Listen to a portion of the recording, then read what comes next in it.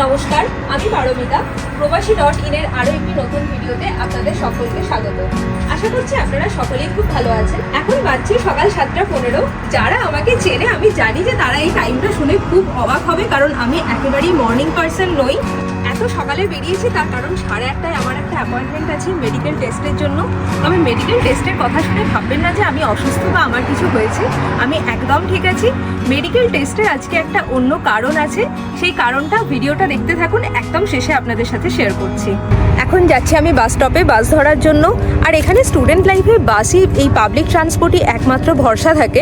Public ট্রান্সপোর্টের অনেক সুযোগ সুবিধাও থাকে, যেমন ধরুন একবার যদি আমি বাসের টিকিট কাটি সেইটা আমার চলবে প্রায় 2 ঘন্টা পর্যন্ত। 2 ঘন্টার মধ্যে আমি যতগুলো জায়গা যতবার ইচ্ছা আমি ট্রাভেল করতে পারি। তবে যেটা মেন প্রবলেম, আমার কাছে যদি নিজের গাড়ি থাকতো এই দূরত্বটা আমার যেতে সময় লাগতো মাত্র 10 মিনিট, কিন্তু পাবলিক ট্রান্সপোর্টে বাসে আমার এটা যেতে সময় লাগবে 1 ঘন্টা। আজ আবার সকালে উঠেই দেখলাম আকাশের মুখ ভার। আমি আবার তাড়াহুড়ো করে ছাতা আনতেও ভুলে গেছি।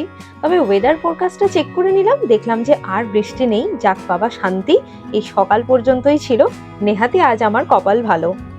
এখানে এই বাস স্টপে নেমে আবার আমি ওয়েট করছিলাম পরের একটা বাসের জন্য।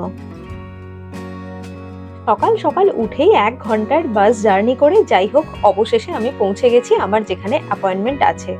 অ্যাপয়েন্টমেন্ট আছে 8:30টায়, আর আমি একদম ঠিক টাইমেই পৌঁছেছি। এই যে দেখেছেন, বন্ধ দরজার কনফিউশন বোধহয় আর যাবার নয়। কোন দরজা যে টানতে হবে বা ঠেলতে হবে সে আর কিছুতেই এক চান্সে মাথায় আসে না। রিসেপশনে মাত্র কয়েকজনই বসে। এখানে জানেন তো একটা অদ্ভুত ব্যাপার লক্ষ্য করেছি। ইউএস হোক বা কানাডা, আপনি অ্যাপয়েন্টমেন্ট নিতে গেলে দেখবেন অ্যাভেলেবিলিটি পাচ্ছেন কখনো বা 2 সপ্তাহ পর, আবার কখনো বা 1 মাস, 2 মাস, 3 মাসেরও ওয়েটিং টাইম থাকে। অথচ ক্লিনিকে এসে দেখবেন কেউ কোথাও নেই, একদম ফাঁকা। লম্বা একটা ফর্ম ফিল আপ করলাম, তারপর আমার ডাক পড়লো ভিতরে। এটা দেখে তো আমি ভীষণ অবাক। এই প্রথম দেখছি ইংরাজির সাথে সাথে হিন্দি নয়, লেখা আছে বাংলা। এই যে এটাই ডক্টরের চেকআপের রুম। আর এখানে সমস্ত ডক্টরের চেকআপের রুমই প্রায় এরকমই হয়। একবার দেখুন কি পরিষ্কার পরিচ্ছন্ন। এমনকি এর মধ্যেই আছে হাত ধোবার একটা সিঙ্কও। আবার এই বেডের কাভারটাও জানেন তো একজন পেশেন্ট চলে যাবার পর চেঞ্জও করে দেওয়া হয়। আর এখানে আই এক্সামের জন্য রাখা আছে এই লেখাগুলো। এরপর আমি যাচ্ছি এক্সরে করাতে। এখানে এটা চেক করা হবে যে আমার টিবি আছে কিনা। চেস্ট এক্সরে করার জন্য আবার রাখা ছিল এইরকম ডিসপোজেবল গাউন। এটা পরে এক্সরে করানো, আর তারপর কাজ হয়ে গেলে এখানেই এই বিনেতে ফেলে দেওয়া। এই সিস্টেমটা বেশ ভালো, রিইউজ করারও কোনো ঝামেলা নেই, আর কারোর পড়তেও কোনো দ্বিধা হবে না। এরপর আমি একবার যাব ওয়ালমার্ট, তারপরে ফিরে যাব বাড়ি। এখানে ইউরিন, ব্লাড সমস্ত কিছু করতে দেওয়ার কাজ শেষ। ব্লাড টেস্ট করতে দিতে হলো এইচআইভি, সেরাম ক্রিয়েটিনিন, সিফিলিস, এই সমস্ত কিছু চেক করার জন্য। ক্লিনিকটা ছিল একদম বাস স্টপের সামনেই, মাত্র 2 পা হাঁটলেই বাস স্টপ। এই যে দূরে আমার বাসও চলে এসেছে। একটু এক্সট্রা সময় লাগে ঠিকই বাসে গেলে, তবে জার্নিটা কিন্তু বেশ কমফোর্টেবল থাকে, কারণ এখানে বাস একদম ফাঁকা থাকে।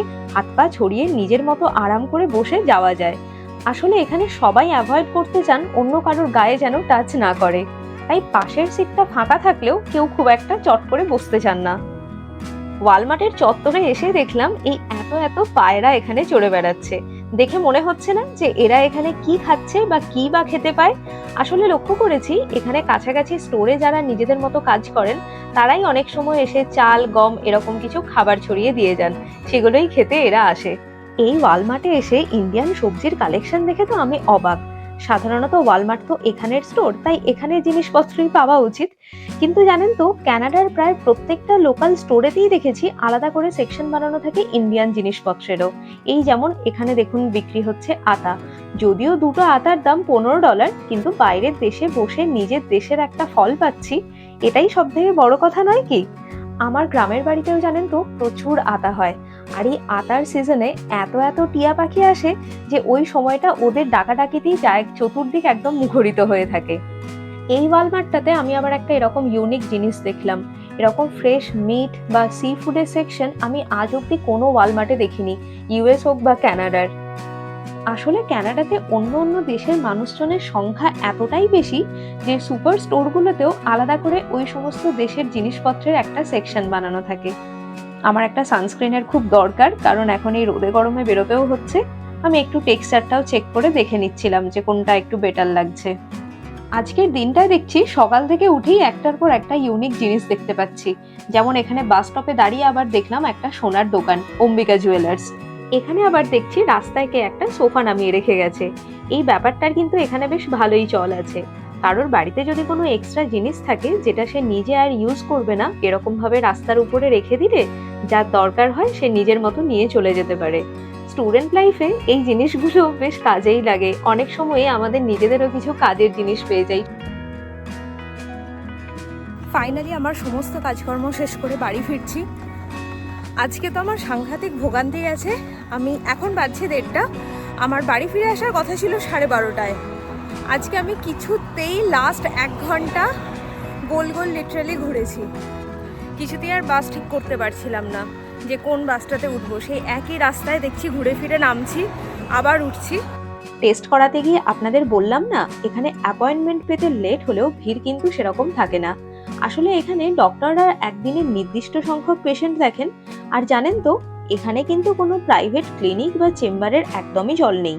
সবই গভর্নমেন্ট রেগুলেটেড সিস্টেমে চলে। আবার একটা জিনিস জানলে অবাক হবেন, হেলথ ইন্স্যুরেন্স থাকা কিন্তু এখানে অলমোস্ট ম্যান্ডেটরি। কেন, সে গল্প না হয় আপনাদেরকে অন্য আরেকদিন করব। একেবারে কাঁচা পাকা 2 রকমের পেঁপে, পেয়ারা, আরো বেশ কয়েকটা টুকটাক জিনিসপত্রের দরকার ছিল।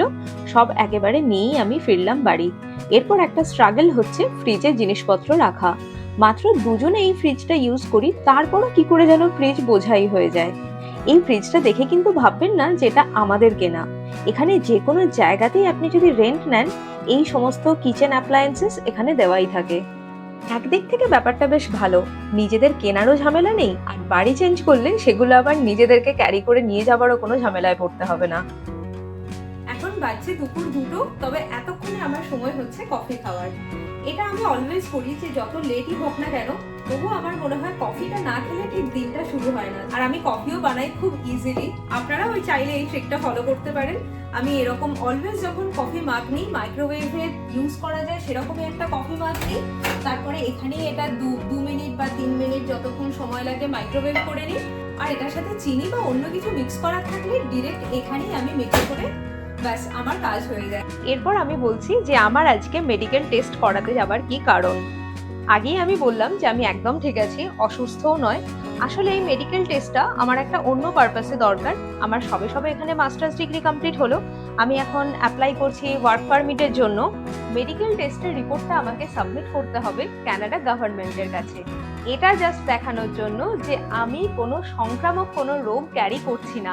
যেমন ধরুন HIV, টিবি, সিফিলিস, এই সমস্ত রোগগুলো। এখানের গভর্নমেন্ট এই ব্যাপারে কিন্তু ভীষণ সিরিয়াস।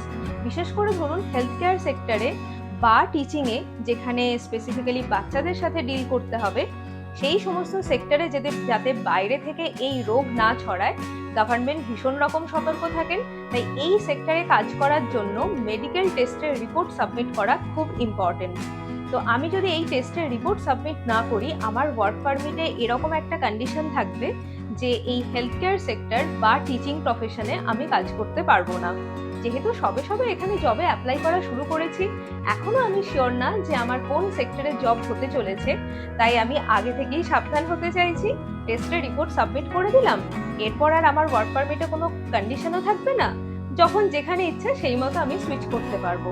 তো ব্যাস, এটাই ছিল আমার মেডিকেল টেস্টের কারণ। আর প্রসেসটাও খুব সিম্পল, দেখলেনি, কারণ লোকজনও বেশি ছিল না। তো একেবারে করিয়ে নিয়ে রিপোর্ট সাবমিট করে দেওয়াই ভালো, পরে আরো কোনো কমপ্লিকেশনস হওয়ার থেকে। আজকের ভিডিওটা তাহলে এই পর্যন্তই। আবার আপনাদের সাথে দেখা হবে পরের একটা ভিডিওতে। কেমন লাগলো আজকের ভিডিও অবশ্যই কিন্তু কমেন্টে জানাবেন। আর যদি আমার চ্যানেলের নতুন দর্শক হয়ে থাকেন তাহলে আমার চ্যানেলটা সাবস্ক্রাইব করতেও ভুলবেন না। আবার আপনাদের সাথে দেখা হচ্ছে পরের একটা ভিডিওতে। পাশে থাকবেন, ভালো থাকবেন, ধন্যবাদ।